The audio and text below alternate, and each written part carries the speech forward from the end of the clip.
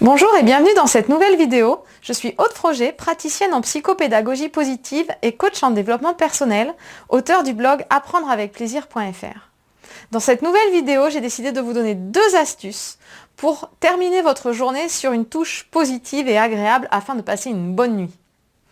Si vous ne l'avez pas encore fait, je vous invite à télécharger mon e-book « J'aime faire mes devoirs » qui est un guide pratique à l'attention des parents pour que le moment des devoirs soit plus un moment de partage avec son enfant qu'un moment conflictuel. Comme je vous le disais, dans cette nouvelle vidéo, je vais vous donner 2 astuces pour terminer la journée sur une touche positive et agréable.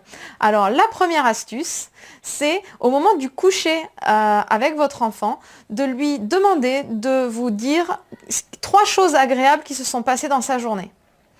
Alors, peut-être qu'il va les trouver facilement, ou peut-être pas. Donc l'objectif justement, c'est de le faire régulièrement, puisque plus vous allez faire régulièrement ce petit rituel au moment du coucher, et plus votre enfant trouvera facilement des choses agréables. C'est une gymnastique justement pour s'entraîner à se focaliser sur les choses positives, au lieu de se focaliser sur les choses qui n'ont pas été. Alors, si votre enfant trouve facilement ces 3 choses, c'est parfait, tout va bien.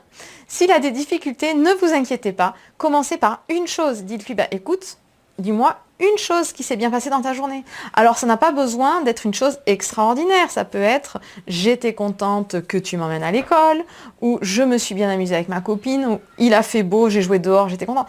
Vraiment, il n'y a pas besoin d'aller chercher des choses compliquées. C'est vraiment se satisfaire de choses simples. Une fois que votre enfant aura trouvé une chose, dites-lui « Ah mais c'est super, alors est-ce que tu as une deuxième chose à me dire ?»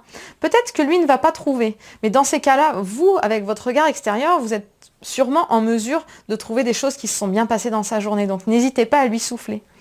Plus vous allez faire ça, l'inviter à réfléchir sur des choses agréables, plus il fera spontanément.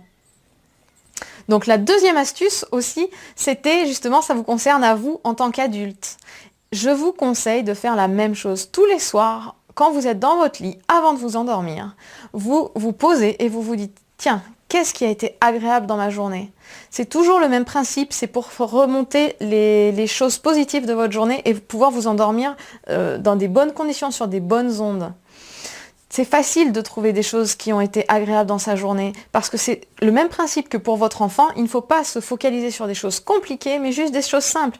Tiens, on a bien rigolé au moment du repas, c'était agréable. Ah, j'ai pris plaisir à faire ci, j'ai pris plaisir à faire ça. Des choses toutes simples. Plus vous allez le faire régulièrement, et plus ça va devenir facile pour vous de le faire. Vous pouvez aussi, si vous voulez, notez les choses agréables sur un petit carnet. Comme ça, vous aurez la possibilité chaque jour de pouvoir constater que votre liste de choses agréables augmente. C'est vraiment un exercice puissant que je vous invite à faire. Je le fais personnellement tous les soirs et je le fais aussi avec mes enfants. D'ailleurs, mon fils de 5 ans et demi, à l'époque, me disait « Tu sais, maman, aujourd'hui, on n'a pas fait...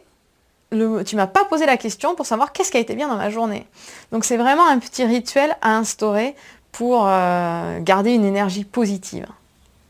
J'espère que cette vidéo vous a plu et que vous allez mettre en pratique ce petit conseil tout simple qui va changer, vous allez voir plein de choses à la maison.